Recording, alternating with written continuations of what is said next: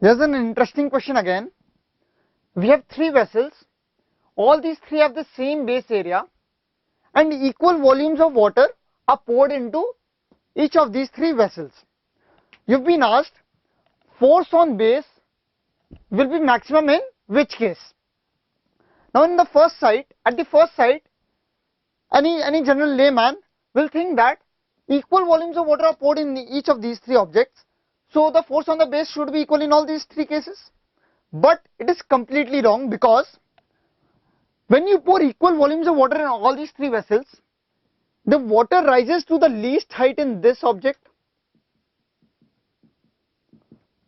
Because this object is extended in this fashion, it will rise to a bit greater height in this object, the same volume of water, and it will rise to the maximum height in this object. So now, if we write the equation of pressure at the bottom, atmospheric pressure is P naught in all these three cases. This is H3, this is H2, this is H1.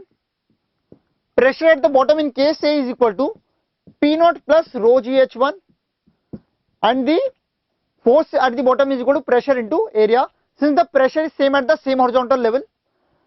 For B it is equal to P naught plus rho g H2 into A again, since the base area is same, P naught plus rho g H3 into A. Now we clearly see that H3 is greater than H2 is greater than H1. Therefore the force on the bottom will be maximum in case C. So our answer is that in case C, the volume of the force on the base will be maximum, because the water rises to the maximum height in case C.